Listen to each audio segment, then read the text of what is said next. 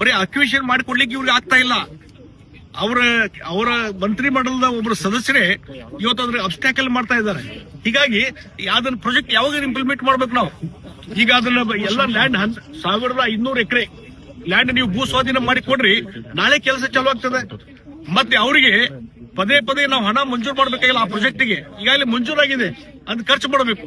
ನಾವೊಂದ್ಸಲ ನಿತಿನ್ ಗಡ್ಕರಿ ಕಡೆ ಹೋದಾಗ ಅವ್ರು ಹೇಳ್ತಾ ಇದ್ರು, ನಿಮ್ಮ ರಾಜ್ಯದಲ್ಲಿ ಇನ್ನೂ ನಾವು ಲಕ್ಷಾಂತರ ಕೋಟಿ ಹಣ ಕೊಡ್ಲಿಕ್ಕೆ ನಾವು ತಯಾರಿದ್ದೇವೆ, ಹೊಸ ರಸ್ತೆ ಮಾಡ್ಲಿಕ್ಕೆ ತಯಾರಿದ್ದೇವೆ. ಆದ್ರೆ ಈಗೇನ್ ಪ್ರಾಜೆಕ್ಟ್ ಸ್ಯಾಂಕ್ಷನ್ ಮಾಡಿದೇವಲ್ಲ, ಅದಕ್ಕೆ ಭೂ ಸ್ವಾಧೀನ ಮಾಡಿ ಕೊಡ್ರಿ ಅಂದ್ರೆ ಮಾಡಿ ಕೊಡ್ತಾ ಇಲ್ಲ. ಹೀಗಾಗಿ ಈ ರಾಜ್ಯಗಳ ಸಹಕಾರ ಕೊಟ್ರೆ ಕರ್ನಾಟಕ ಸಹಿತ ಸಮೃದ್ಧವಾಗಿ ಬೆಳೀಲಿಕ್ಕೆ ಸಾಧ್ಯತೆ. ಇವತ್ತು ಇಲ್ಲಿವರೆಗೆ ಮಂಜೂರಾದಂತದ್ದು ಮೆಟ್ರೋ ಇರ್ಬೋದು, ಹೊಸ ರೈಲ್ವೆ ಲೈನ್ ಇರ್ಬೋದು, ಎಲ್ಲವೂ ಸಹಿತ ಭೂ ಸ್ವಾಧೀನದ ಜವಾಬ್ದಾರಿ ರಾಜ್ಯ ಸರ್ಕಾರ ಅದನ್ನು ಮಾಡ್ತಾ ಇಲ್ಲ. ಅದಕ್ಕಾಗಿ ಇದೊಂದು ಬಜೆಟ್ ಇದೆಲ್ಲ ಅತ್ಯಂತ ಪರಿಪೂರ್ಣವಾದಂತಹ ಪ್ರಬುದ್ಧವಾದಂತಹ ಬಜೆಟ್, ಮುಂದಿನ ಆಲೋಚನೆ ಇಟ್ಟುಕೊಂಡು ವಿಷನರಿ ಒಂದು ಬಜೆಟ್ ಇದು.